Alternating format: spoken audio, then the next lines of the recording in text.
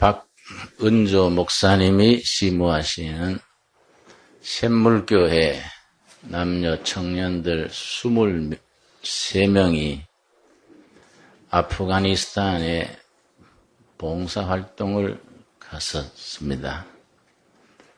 마지막 날 탈레반에게 억류가 돼서 지금 대단히 어려운 처지에 있습니다. 탈레반 측의 주장은 아프가니스탄에 있는 한국군이 철수해라. 철수하지 않으면 23명을 사살하겠다. 그렇게 하는데 참 우리가 온 교회가 기도해야 될 제목입니다. 탈레반은 탈레란 말은 학생이란 말이고 바는 그쪽 말로 특공대입니다. 탈레반은 학생 특공대 이런 말입니다. 탈레반이 왜 무섭냐 하면은 러시아하고 아프가니스탄이 전쟁을 할 때 결국은 러시아가 철수를 했습니다마는 그 아프가니스탄의 피난민들이 아프가니스탄과 접경을 이루고 있는 나라가 파키스탄입니다. 아프가니스탄 국경을 넘어서 파키스탄 쪽으로 집단 피난을 와서 피난민 수용소에 오래도록 수용돼 있었습니다. 그 생활이 너무 비참해요. 너무너무 열악한 자리에서 피난 생활을 하는 동안에 이슬람 극렬분자, 우리 한국어로 말하면 주사파 같은 그런 치우치는 사람들이 그 피난민 캠프에 들어가서 15살, 16살 이런 티네이저들을 뽑아서 군대를 만들었습니다. 그 학생 특공대 탈레반인데요.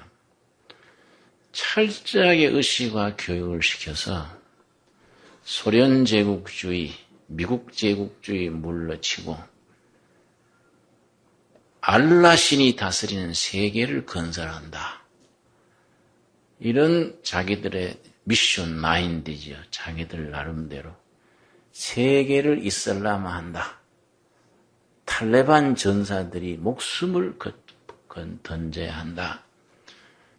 이래서 그 사람들이 어떻게 주입받았냐 하면은 전쟁터에서 죽을 때 그 영혼이 직접 천국으로 가서 7 처녀가 마중을 한다. 이렇게 이제 가르쳐서 전쟁터에서 죽는 것을 아주 미화시켜서 영시했기 때문에 탈레반 한 명 한 명이 바로 살아있는 폭탄입니다. 폭탄을 안고 그냥 적진에 들어가는 거이죠. 그래서 이 탈레반이 강합니다. 그 탈레반 특공대가 아프가니스탄 정권을 잡았을 때 그 유명한 미국의 9.11 테러 사건의 주범이 되는 알카에다가 탈레반에서 보호를 했습니다. 미국이 그걸 알고 카에다를 넘겨라. 그러면 아프가니스탄을 공격하지 않겠다. 그랬는데 탈레반 정권이 우리는 생사를 같이 한다. 그래서 미국과 아프가니스탄이 전쟁을 했지요. 그러나 워낙 하력이 막강하니까 탈레반이 정권 뺏기고 했습니다마는 그때 남은 세력들이 산속 굴에 숨어서 이렇게 새를 길러서 이번에 이제 우리 한국 봉사단을 억류를 한 겁니다. 사실은 우리가 한국군이 12월 말까지 아프가니스탄에서 철수하기로 돼 있는데 그 사람들은 당장 철수하라 이거지요. 우리 귀한 아들, 딸 23명 우리 무사히 아무 탈 없이 돌아올 수 있도록 이 시간 한 1분가량 우리 통성기도 하겠습니다. 통성기도 할 때는 자기 목소리가 자기 귀에 들릴 만큼 조용한 소리로 1분간 기도하겠습니다. 여아버지 간절히 기도드립니다. 샘물교회의 청년 23명이 선한 마음을 품고 아프가니스탄 봉사 선교 활동을 갖다가 탈레반의 억류가 되어 있습니다. 한 사람도 다치지 말고 무사히 고국으로 부모님 곁으로 교회로 돌아올 수 있게 하여 주시옵소서. 이러한 어려움을 통하여 23명 아무도 좌절하지 않게 하시며 오히려 복음의 빛이 아프가니스탄 이슬람 지역에 뻗칠 수 있는 좋은 계기가 되게 하여 주시옵시며 아프가니스탄 백성들도 정말로 예수님 앞으로 나오는 마음을 여는 시작이 될 수 있게 하여 주시옵소서. 우리 귀한 아들, 딸 23명 꼭 안전하게 집으로 고국으로 돌아오게 되기를 여호와 아버지 역사하여 주시옵소서. 예수님 이름 받들어 기도드렸사옵나이다. 아멘. 오늘의 본문 말씀 출애굽기 12장 우리 1절을 같이 찾겠습니다. 출애굽기 12장 1절 말씀입니다. 출애굽기 12장은 오순절장이라고 그럽니다. 오순절장. 오순절의 첫 번째 오순절의 기록이 출애굽기 12장에 기록이 되어 있습니다. 또 이 구약의 오순절, 출애굽기 12장의 첫 번째 오순절이 신약에 들어가면은 사도행전 2장에서 오순절 성령이 충만히 임함으로 교회의 생일이 됐습니다. 이 오순절이라는 말은 그런 뜻에서 대단히 중요합니다. 12장 1절 여호와께서 애굽 땅에서 모세와 아론에게 일러가라사대 2절이 중요합니다. 같이 읽겠습니다.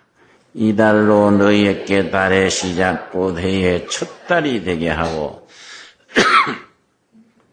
여러분 성경 읽으실 때에 이런 부분을 아주 중요시하게 읽을 줄 알아야 한다. 전에 말씀드린 바가 있습니다. 영적 감수성, 그냥 대충 읽어나가지 말고 spiritual sensitivity, 어떤 영적으로 이 말씀을 빨아들이는, 깨치는 그런 감수성을 가지고 읽어야 합니다. 12장 2절이 왜 중요하냐면은 이 달이 너희에게 달의 시작, 곧 첫 달이 되게 한다. 달의 시작이라는 말은 역사의 시작입니다. 역사의 시작. 이스라엘 백성들이 애굽 종살이가 무려 430년입니다. 430년의 억압과 좌절의 시기가 끝나고 드디어 애굽 땅에서 해방되는 날로부터 역사는 시작됩니다. 이게 왜 중요하냐? 노예 생활하는 사람에게는 자유가, 역사가 없다는 거이죠. 자기 신앙, 자기 인격, 자기 선택, 자기의 역사를 살아가는 사람이라야 역사가 있지. 노예 생활하는, 종살이 하는 사람에게는 역사라는 것은 무의미하다.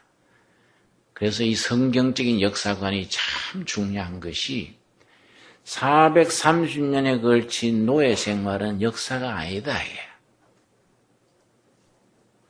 출애굽되는 바로 전날 밤 첫 번째 6월절을 거치면서 1월 1일 첫 달이 들어가는 겁니다. 여기 참 이런 점에서 성경이 무엇이 있어요?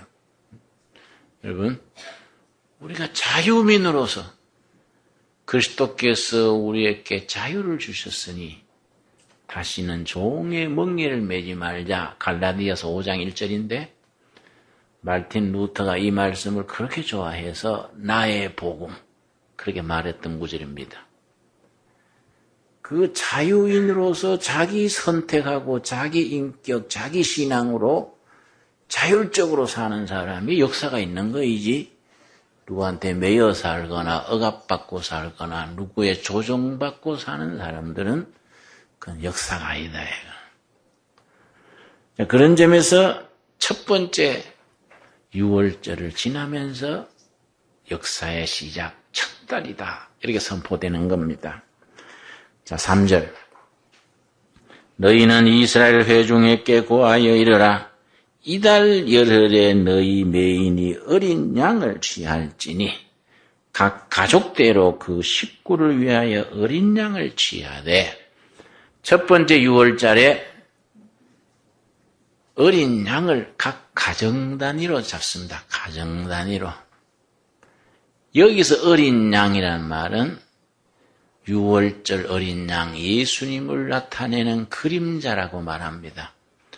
첫 번째 6월절 희생당한 어린 양은 신약에 가서 십자가에 죽으신 6월절 어린 양 예수님을 나타내는 그림자라고 한다는 것 명심하시고, 그 어린 양을 잡는 단위가 가정 단위죠. 가정. 각 가정에서 여기에 우리가 의미를 둬야 하는 것이 예나 지금이나 구원의 역사가 일어나는 기초 단위는 가정입니다. 가정. 가정 구원에서부터 구원의 역사는 시작됩니다. 그 사도행전에도 있지요. 너와 너 집이 구원을 얻으리라. 사도행전 기억나시지요? 너와 너 집이 구원을 얻으리라. 그래서 교회에서는 가정을 아주 소중히 합니다. 우리 몸의 기본 단위는 뭡니까? 세포예요. 세포, 셀. 교회의 기본 단위는 뭐이겠습니까? 가정입니다. 가정. 몸의 세포들이 모여서 몸을 이루듯이 건강한 가정들이 모여서 건강한 교회를 이루는 겁니다. 그래서 누가 이런 질문을 하면은 정답이 뭐냐면은 교회 일이 급한 일이 있고 가정 일이 급한 일이 있다. 어느 걸 먼저 해야 되겠습니까? 교회 일부터 해야지요. 그럼 굉장히 신앙이 좋은 것 같지만은 성경의 기준에서 안 그런 거예요. 왜냐? 건강한 가정들이 모여서 건강한 교회를 이루는 거니까 가정 일을 먼저 하고 그 다음 또 교회 일을 하는 겁니다. 이 영적 질서입니다. 이해가 갔습니까? 가정이라는 세포를 통해서 교회라는 공동체가 이루어지는데 첫 번째 6월달에 각 가정 단위로 어린 양을 잡아서 양의 피를 처음에 어떻게 하냐면은 양을 잡아서 목에 이제 피를 내서 사발에 피를 담습니다. 이 피를 어떻게 해내냐면은 7절입니다. 7절 말씀. 그 피로 양을 먹을 집 문 좌우 설주와 인방에 바르고, 좀 다 날 봅시다. 전부 날 봅시다. 첫 번째 6월절 가정 단위로 양을 잡았단 말이에요. 이 양은 6월절 어린 양 예수님의 그림자가예요. 양의 피를 대접해 받아가지고 이걸 문에다가 바르는데, 정문에다가, 문에 바르는 게 아니고 문을 다는 문틀 있지요. 문틀에다가 바릅니다. 어떻게 바르냐면은 그 격식이 있어요. 왼쪽에서 오른쪽으로, 좌우로, 그다음에 인방, 위에서 밑으로 이렇게 바릅니다. 그럼 중간에 무슨 글자가 나옵니까? 십자가 나오지요. 그래서 그때 피 흘려 죽은 어린 양이 십자가에 죽으신 6월절 어린 양 예수님의 그림자다. 이렇게 우리가 묵상을 하는 겁니다. 이해갑니까? 그 굉장히 우리가 깊이가 있어지는 거예요. 그냥 뭐 6월절에 양 잡았다, 피 흘렸다가 아니다, 이 말. 그런데 이게 무슨 의미로 그렇게 했느냐? 이게 대단한 겁니다. 우리 기독교 구원 역사가 그 속에 들어있는 겁니다. 12절 말씀. 내가 그 밤에 애굽 땅에 두루 다니며 사람과 짐승을 물어하고 애굽 나라 가운데 처음 난 것을 다 치고 애굽의 모든 신에게 벌을 내리리라. 나는 여호와로다. 6월절 그날이 애굽 사람들한테는 하나님의 심판의 날입니다. 애굽의 신들이 심판을 받는 겁니다. 사람이 만든 신, 인간이 제주한 신, man-made God, 하나님이 만든 신입니다. 하나님이 만든 신들을 하나님이 가짜 신이지요. 그 가짜 신들을 하나님이 심판하는 겁니다. 그래서 그 문에 피가 없는 집은 전부 죽음의 사자가 지나가면서 맏아들, 첫해에 난 생물을 다 죽입니다. 그 맏아들을 통해서 상속돼 가니까요. 장자 상속권의 시대니까 장자가 이제 기준이지요. 장자는 다 죽는 겁니다. 그런데 13절 내가 하나님입니다. 애굽 땅을 칠 때에 그 피가 6월절에 죽은 어린 양의 피인데 우리는 누구 피로 묵상합니까? 예수님의 피가 너희에 거하는 집에 있어서 너희를 위하여 뭐이 될지라? 표적, 영어로 사인입니다. 사인이 될지라. 무슨 사인이냐? 죽음의 사자가 애굽 집집마다 쫙 지나가다가 피가 있는 집은 죽음이 넘어가는 겁니다. 뭐를 보고 넘어가지요? 피를 보고 피가 사인, 표적이 되는 겁니다. 문지방에 피가 나타나면 아니다, 통과, 넘어가는 겁니다. 피가 너희를 위하여 표적이 될지라. 내가 피를 볼 때 너희를 뭐하리니? 넘어가리니. 넘어간다고 해서 6월절입니다. 한자로 유자가 넘어갈 유자입니다. 6월절. 죽음의 사신이 넘어갔습니다. 뭘 보고 넘어갔습니까? 피를 보고 넘어갔습니다. 그 피는 우리에게는 누구의 피입니까? 예수님의 피입니다. 이걸 우리 마음속으로 신앙 고백으로 아멘 하면서 읽는 겁니다. 피를 볼 때에 너희를 넘어가리니. 그래서 영어로는 6월절이 The Day of Passover. Passover 알지요? 여러분 농구 구경하시면은 선수가 저쪽에 있는 선수가 패스오버 그럽니다. 공을 적진 선수 머리 위로 던져서 넘겨라. 패스오버 그럽니다. 이거는 죽음이 패스오버한 겁니다. 그 피를 보고 죽음이 위로 넘어가 버린 겁니다. 그래 6월절이다. The Day of Passover. 죽음이 패스오버 해버린 날이다. 그 뜻이지요. 재앙이 너희에게 내려 멸하지 아니하리라. 이 날을 6월절로 대대손손이 기념하게 한 거입니다. 자, 우리 뜻이 깊으니까 13절 한번 같이 읽겠습니다. 내가 애굽 땅을 칠 때에 그 피가 너희의 거하는 집에 있어서 너희를 위하여 표적이 될지라. 내가 피를 볼 때 너희를 넘어가리니 재앙이 너희에게 내려 멸하지 아니하리라. 넘어가서 12장 26절. 이걸 해마다 6월절이 되면 아버지가 아들에게, 어머니가 딸에게, 할아버지가 손주에게 그 조상들의 내력을 얘기해 주는 겁니다. 이게 수천 년 동안 가슴에서 가슴으로 대대를 이어서 내려오는 겁니다. 쭉 구전으로 내려오다가 이야기로 이제 성경 원문의 이야기가 사가인데요. 사가로서 이야기거리로, 우리 대구말로는 이바구거리로 나오다가 순전히 이바구로 밥상머리에서 할배 이게 뭐예요? 아빠 이거 6월절은 왜 이래 요란스럽게 왜 이래요? 그러면은 우리 조상들이 애굽의 마지막 날 이런 일이 있었느니라.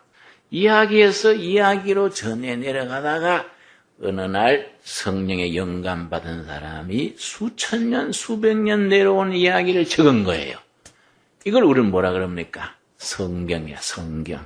상당히 좀 뜻이 깊지요. 자, 그래서 12장 26절. 이후에 너희 자녀가 묻기를 이 예식이 무슨 뜻이냐? 세월이 가면 잊어버리지요. 우리나라 좀 큰일 나서요. 우리나라 초등학생들한테 초등학교 4, 5, 6학년한테 6.25가 무슨 날이냐 물었습니다. 초등학교 4, 5, 6학년이 일본이 우리를 침략한 날이다가 20%요. 20%. 응? 그까지는 또 그렇다 쳐도 남한이 북한을 공격한 날이다도 20% 알아요. 이게 참 헷갈리는 시대예요. 애들 참 왜 그렇게 국사 교육이 제대로 안 돼가지고 골치 아픈 일입니다. 내가 그래서 2년 전에 뉴라이트 운동을 시작했는데 내가 참 보람을 느껴요. 금년 말까지만 할 겁니다만은. 그런데요, 뉴라이트를 해야 되겠다고 딱 결심했는 날이 언제냐면은 2년 전 5월이에요. 2005년 5월. 중앙일보에서 어떤 여론조사 기관하고 조사를 했습니다. 한국 서울에 있는 대학생들 상대로 대학생 1000명을 통해서 조사했습니다. 북한이 주적이냐 미국이 주적이냐 그랬더니 미국이 주적이다가 58%, 북한이 주적이다가 30% 나왔습니다. 그 다음 질문이 뭐냐면은 미국과 북한이 전쟁을 하면은 어느 쪽 편을 들 거냐? 북한 편 든다가 50%, 미국 편 든다가 33%입니다. 2년 전 얘기입니다. 야, 이거는 젊은 세대의 이 가치관이 너무 이거는 애곡됐구나. 이게 다음 세대로 이어지면 우리나라는 이거 안 되겠다. 그래서 건강한 우파 세력을 길러야겠다. 그래서 뉴라이트 운동을 했는데 지금 완전히 달라졌지요. 지금은 대학생들의 60%가 오히려 우파를 지지합니다. 지금은 많이 달라졌어요. 누군가는 미리 시대를 내다보고 씨를 뿌리고 희생하고 헌신하고 땀을 흘려야 되는 겁니다. 그때 4월 달에 2005년 4월 달에 한나라당 국회의원들이 나를 초청을 했습니다. 그래서 여의도 연구소라 그래요. 한나라당 연구소를. 여의도 연구소 초청받아서 국회에 가서 내가 강의를 했는데요. 강의 제목이 2007년 12월 19일에 있을 대통령 선거에서 대통령 선거에서 정권을 교체할 수 있다. 이 제목을 가지고 내가 40분을 얘기했습니다. 그러니까요, 한나라당 국회의원들이 목사님, 그건 불가능할 겁니다. 10년간 정권 바꾸는 거 어려울 겁니다. 한나라당 국회의원들이 그랬습니다. 그 내가 열받아가지고 당신들이 그래 말하면 밖에서 일하는 사람들은 맥 빠지지 않냐. 그걸 소위 말해서 부정적 사고, 패배의식에 사로잡힌 사람들을 하여. 그래서 내가 정권을 바꿀 수 있는 이유 5가지를 차차히 설명했는데 이 일을 마칠 때는 사람들의 눈동자가 바뀌더라고요. 누군가는 씨를 뿌려요. 씨를 뿌리고 희생하고 값을 치러야 세상이 바뀌고 시대의 흐름이 바뀌는 겁니다. 여러분, 이게 자꾸 입에서 입으로, 가정에서, 부모에서 자식으로 자꾸 이렇게 전파되어 나가는 겁니다. 자, 27절 말씀. 자, 자식들이 그렇게 묻는단 말이에요. 응? 이게 6월절, 이게 무슨 예식입니까? 물으면은 27절. 너희는 이르기를, 이는 여호와의 6월절 제사라. 여호와께서 애굽 사람을 치실 때에 애굽에 있는 이스라엘 자손의 집을 뭐하사? 넘어사. 넘어갔다고 무슨 절이라고요? 넘어갈 6월절. 넘어사. 우리의 집을 구원하셨느니라 하라. 하매 백성이 모두 머리 숙여 경배하니라. 자, 그래서 마지막 6월절을 지내고 날이 새가지고 애굽을 해방받는 겁니다. 애굽에서 이제 탈출해 나오는데 그때 뭘 들고 나왔느냐? 13장 19절입니다. 13장 19절 말씀. 그때 들고 나온 게 있습니다. 애굽으로 430년 전에 들어갈 때 누가 초청을 해 들어갔습니까? 요셉이 초청한 거예요. 요셉이 죽을 때 유언을 뭐 했냐면은 창세기 마지막 장 마지막 절, 창세기 50장까지 있습니다. 창세기 50장 마지막 절을 보겠습니다. 50장 25절 말씀, 창세기 50장 25절, 81페이지. 요셉이 또 이스라엘 자손에게 맹세시켜 이르기를 하나님이 정녕 너희를 권고하시리니, 권고한다는 것은 어머니가 아기를 품에서 돌보듯이 돌봐주시리니 그 말입니다. 너희는 여기서 내 해골을 메고 고향으로 가라. 언젠가 너희가 이 땅에서 해방돼 갈 날이 올 것이다. 그때 내 해골을 메고 가라. 근데 그 뒤에 거의 400년이 지난 겁니다. 400년 거의. 400년 동안에 뭐 해골이 남아있겠습니까? 흙이 다 돼버렸지요? 그런데 시체가 그대로 남아있는 겁니다. 어째 남아있었을까요? 26절입니다. 26절. 요셉이 110세의 죽음에 그들이 그의 몸에 뭐를 넣고? 향제를 넣고 미라, 이 미라입니다. 부식되지 않도록 향제로 넣어서 변질되지 않도록 미라를 만들어서 애굽에서 입관하였더라. 그렇게 되기 때문에 400년이 지나도 시체는 말짱한 거예요. 그걸 메고 나가는 얘기가 출애굽기 13장 19절입니다. 출애굽기 13장 19절. 이제 그걸 메고 나간다는 얘기지요, 이제. 출애굽기 13장 14절, 19절입니다. 19절, 13장 19절. 모세가 요셉에 뭘 취하였으니? 해골. 뭘로 된 거? 미라가 된 해골을 취하였으니 이는 요셉이 이스라엘 자손으로 단단히 맹세케 하여 이르기를 하나님이 필연 너희를 권고하시리니 너희는 나의 해골을 여기서 가지고 나가라 하였음이었더라. 400년 전에 그 얘기가 이것도 문서로 남아있는 게 아니다 이 말이에요. 입에서 입으로 가슴에서 가슴으로 구전되어 오던 그대로 실천되는 겁니다. 자, 20절. 그들이 어디에서? 숫곳에서, 숫곳이 출발자입니다. 숫곳에서 출발하여 발행하여 광야 끝 에담 장막을 뭡니까? 장막을 치니, 이 말이 참 중요합니다. 에담의 장막을 치니, 여기 장막을 쳤다는 말이에요. 여러분, 마태복음 1장에 예수님의 족보가 나오지요. 아브라함과 다윗의 족보라. 그리고 쫙 나오는데 누가 누구를 낳고 나오지요. 아브라함부터 예수님 때까지 42대가 걸려. 42대 만에 아브라함에서 예수님이 태어나신 걸로 되어 있는데 구약이 출애굽 역사에서는 처음에 어디서 출발했습니까? 숫곳에서 출발해서 어디 장막을 쳤다고요?